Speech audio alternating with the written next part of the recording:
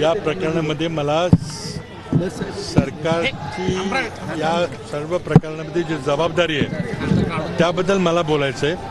आज महाराष्ट्रामध्ये गुंतवणूकदार येत आहेत, त्यांना खंडणी मागितली जाते, ते खंडणीखोरांना राजाश्रय मिळतोय आणि त्यामुळं महाराष्ट्रात कोणीही गुंतवणूक करणार नाही। याला सर्वस्वीपणे भारतीय जनता पक्षाचं देवेंद्र फडणवीस यांचं सरकार जबाबदार आहे। त्यांच्या मंत्रिमंडळातील ज्येष्ठ सहकारी या प्रकरणाला जर प्रोत्साहन देत असेल, राजाश्रय देत असेल तर अत्यंत निंदनीय बाब आहे। म्हणून या सर्व उच्च पदस्थ लोकांचे ताबडतोब राजीनामे घेतले पाहिजेत आणि आरोपींच्यावर कडक कारवाई झाली पाहिजे, याकरता समर्थन देण्याकरता मी आलेलो आहे। बाबा, धमकी देण्यात आलेल्या अंजली दमानिया जे आहेत त्यांना धमकी देत आहेत, कार्यकर्ते देत आहेत, काय सांगा? अंजली दमानिया या एक अत्यंत चांगलं कार्यकर्ते आंदोलक आहेत।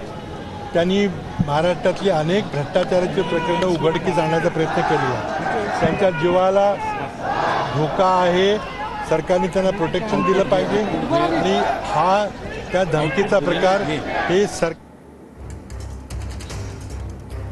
आणि याच मोर्चा संदर्भातली अधिकची माहिती आपण जाणून घेऊयात आमचे प्रतिनिधी रणजित जाधव यांच्याकडून। रणजित, काय सांगाल, सध्या या मोर्चा संदर्भातले काय अपडेट्स मिळत आहेत?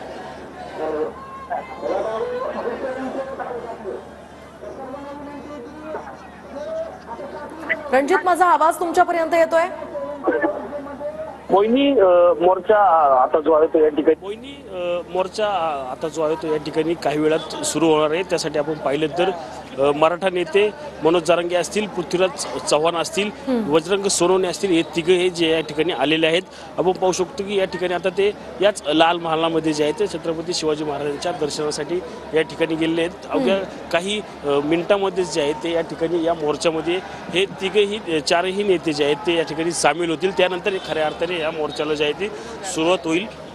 स्वर्गवासी सरपंच संतोष देशमुख असतील किंवा सोमनाथ सूर्यवंशी असतील, यांना न्याय मिळवून देण्यासाठी आज पुण्यातून हा जन आक्रोश मोर्चा जो आहे तो सर्वपक्षीय असल्याचं या ठिकाणी बोललं जाते।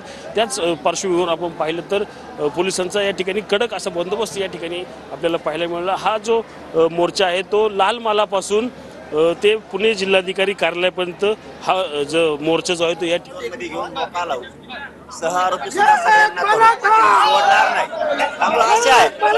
असे आहे, अपेक्षा आहे ज्या दिवशी वाटेल आरोपींना पकडलं नाही किंवा एखादा अर्धा सुटला त्या दिवशी सामना सरकारचा मराठा संघ आहे। तुमच्यावरती आरोप केला गेला की तुम्ही जातीमध्ये भांडण लावण्याचं काम करता। लक्ष्मण हाकेंनी प्रतिक्रिया दिली की मनोज जरांगेंमध्ये दम असेल तर त्यांनी सांगावं की कुठं घुसायची भाषा करायची।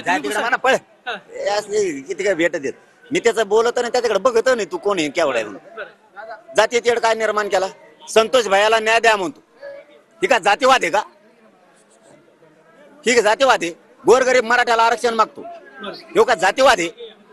संतोष भैया देशमुखांच्या भावाला धनंजय देशमुखांना धमकी दिली, बोलायचं नाही का मी? का माजुड्यासारखा ते धनंजय मुंडे सांगतो वाटतं यांना बोलायला, बाकीच्या याला ह्यो धनंजय मुंडे सगळा करायला लागलाय।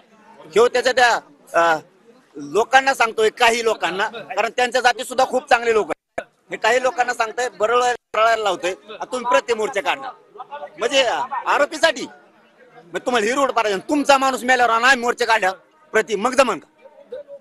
धनंजय मुंडेंचा राजीनामा मागितला जातो, का घेतला जात नाही? तिकडे मस्त वाटायचं आहे, आमचं काय होत नाही। 50 तो मंत्रिपद घेतले तरी तू जी जातीय तेढ निर्माण करायला लागला ना, ह्यो पहिला धनंजय मुंडेने थांबवायला पाहिजे। आणखीन खोलात जाशील ना धनंजय मुंडे, आणखीन खोलात जाशील, आणखीन खोलात जाऊ नको। मी 4-5 वेळेस सांगितलंय, तुझ्या जातीच्या लोकांना समजून सांग, मुद्दाम जातीय तेढ निर्माण करतायत आणि तू फोन करून ओबीसी नको मायकून बोल म्हणून, जातीय तेढ निर्माण होऊ देऊ नको। कारण आता आम्हाला धनंजय मुंडेवर शंका नव्हती, यायला लागली, आधी नव्हती। आतापर्यंत 20-25 दिवसात धनंजय मुंडेचं आम्ही कधी नाव घेतलं नाही। बाकीच्यांना काय सांगू नको, काय होणार नाही। आणि या मुख्यमंत्र्यांना काय सांगताय जर कुटुंबातल्या सदस्यांना धमकीचे अशा पद्धतीने धमकी दिली जाते? मी आज मुख्यमंत्र्यांना बोलतो,